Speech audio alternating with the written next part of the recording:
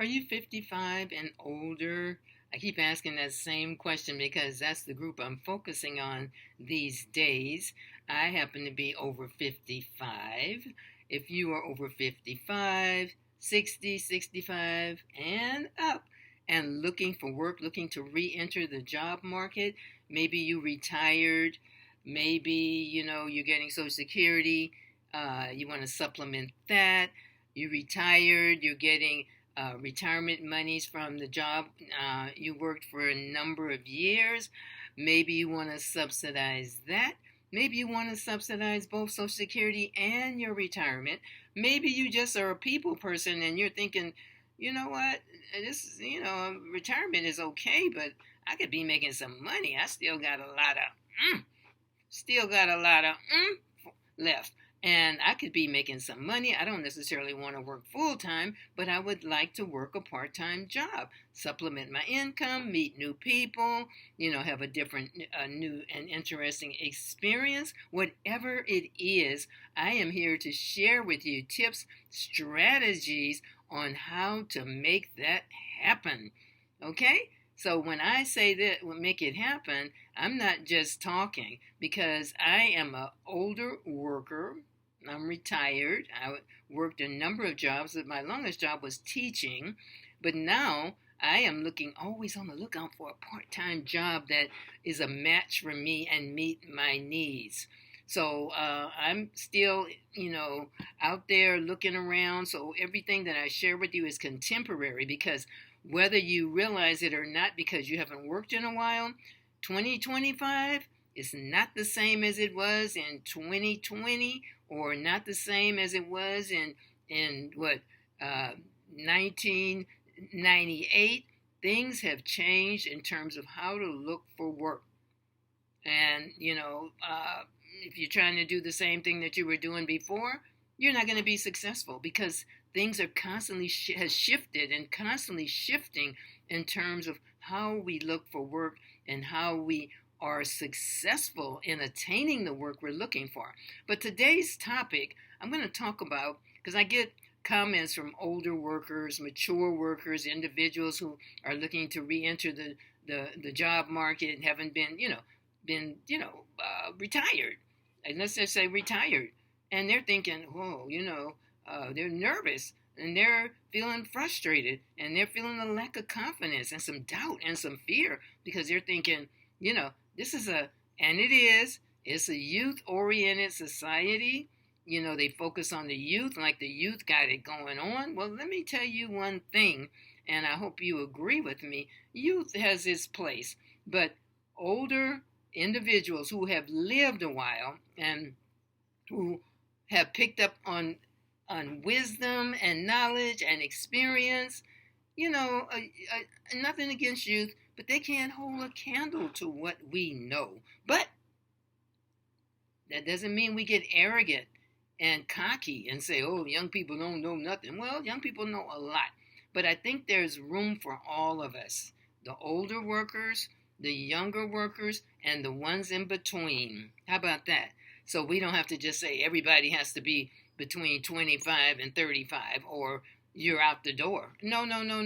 So today's topic is on enhancing or helping you to build your confidence. If you're feeling like, I want to get back out there, but, I don't have the confidence and, I'm feeling older. And yes, you're feeling older, you should, because we are getting older, but doesn't mean that you don't have something. If you want to work, doesn't mean that you can't bring value. You can't be an asset to that employer. Yes, there are probably younger people working there, but it doesn't mean that, you can't come in and make a significant contribution. Okay?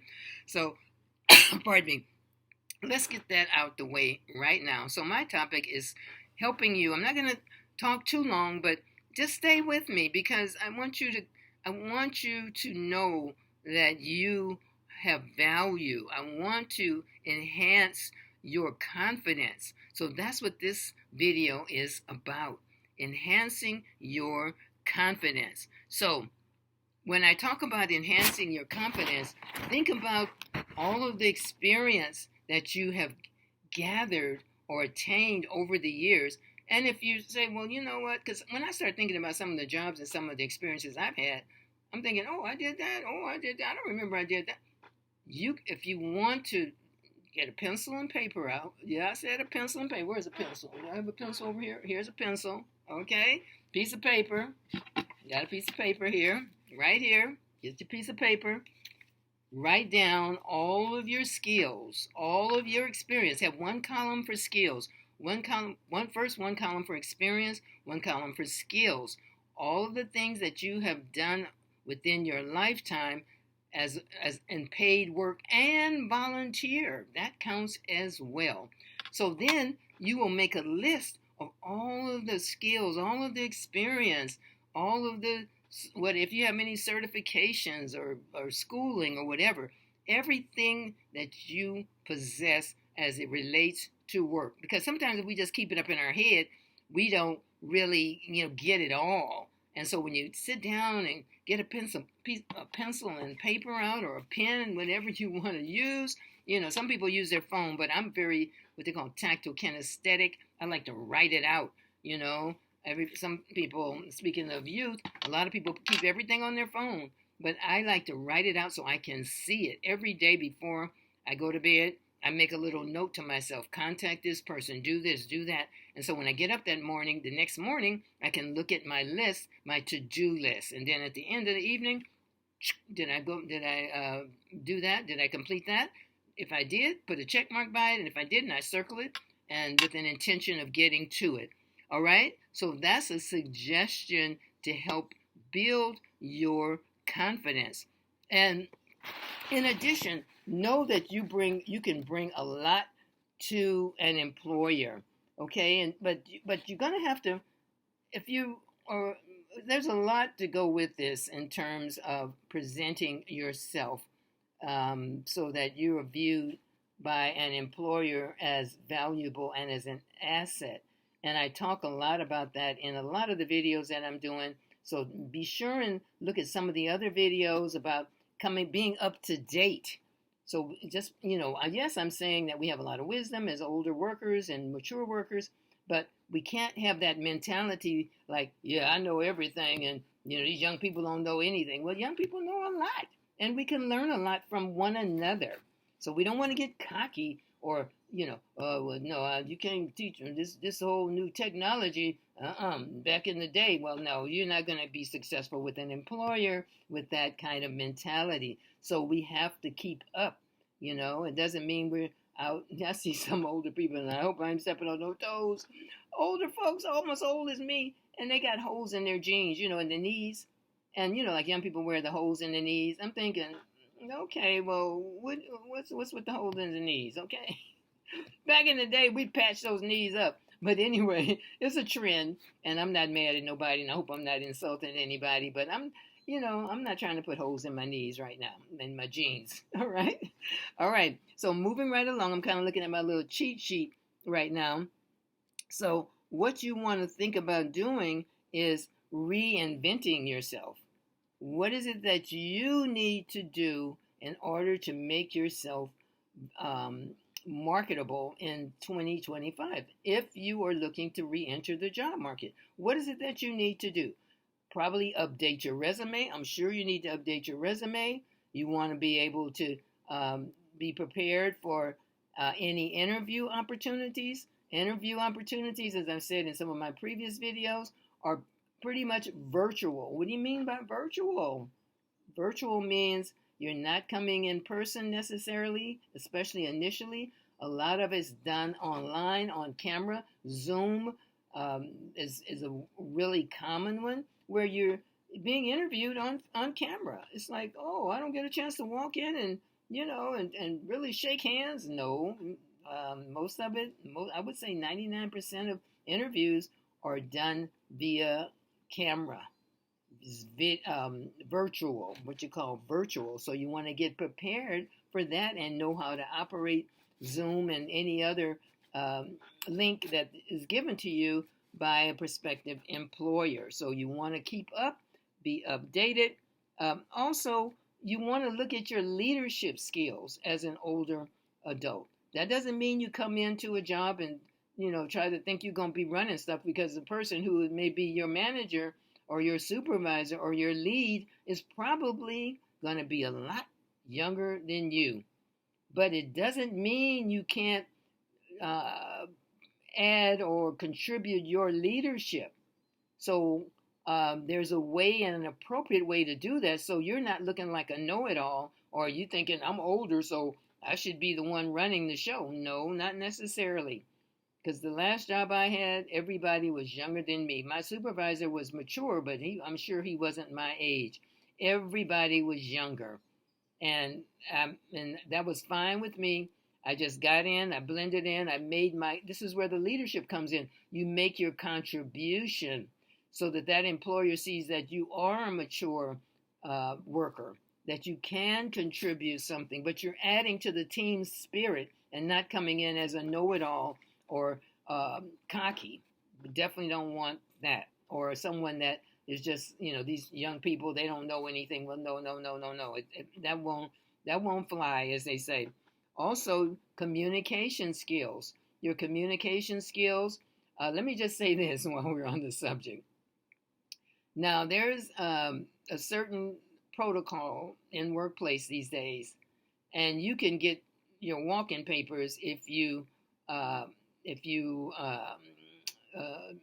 disregard the protocol, the laws, or not just the law. It's laws, the protocol, and whatever the ethics are for that particular employer. But in terms of laws, back in the day, we could say sugar baby, honey. The men could flirt with the women on the job and say, "Yeah, you sure looking good today." Well, that day is done. It is done. I have done as a career coach. I've held many a workshop, and I've had individuals, namely men, and it's not just men, so don't get me wrong. It just happens to be men who were let go from their job because they were considered as inappropriate with women. Language, touching, innuendos, making individuals, women feel uncomfortable. And women, women can do the same thing in terms of sexual harassment.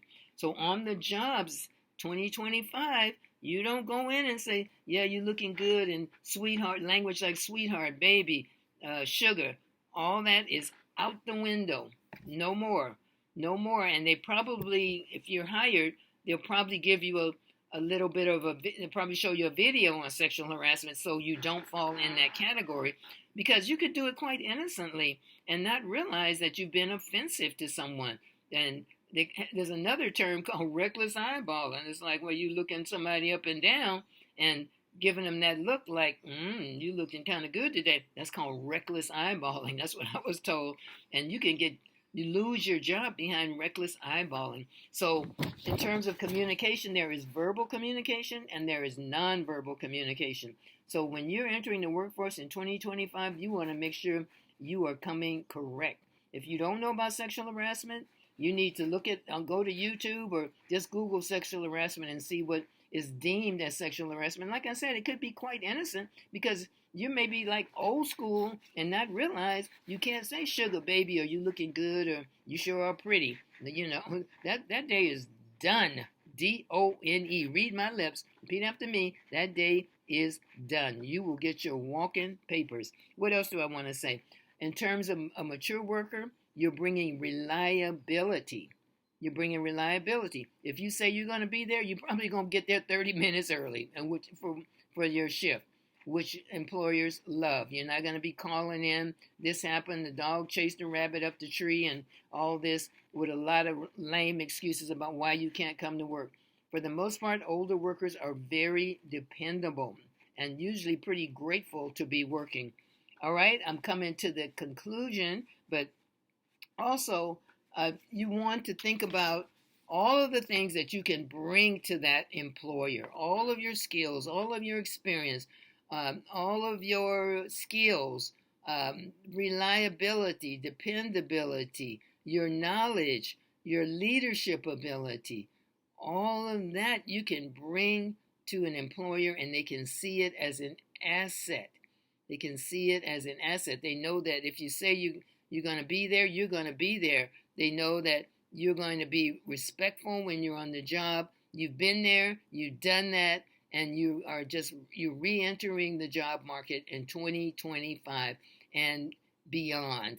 So I just want to say to you, don't feel like, well, I don't really, I'm older and da da da da da. Get that out of your head. Get that out of your head. I'm probably older than a lot of you who are looking at this video. But listen, I'm going to keep going until the wheels fall off because I know I have so much to contribute to an employer.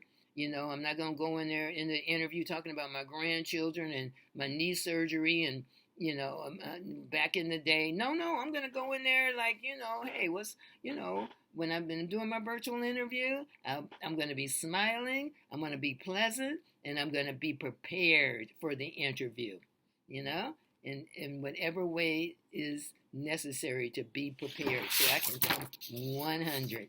All right, so that was my little rah-rah speech for you today, and I hope that it was, meaningful. I hope it has encouraged you to think about, actually applying, getting that confidence up, making your list of all your experiences, all your skills, your pros, what you can bring to an employer, and own that and own it. Okay, so my name is Maria. I have been a career advisor and life skills coach for 25 years and counting. And I would like for you to do me a favor, subscribe, like, and please leave me a comment if this has been helpful for you. And I'm going to sign off right now, and I wish you much success, and I hope to see you at the top. Why? Because that's where I hang out. All right, I'll see you at the top. Bye-bye for now. Don't forget, subscribe, like, and leave me a comment. I'd like to hear from you. I want to hear from you. Bye-bye for now.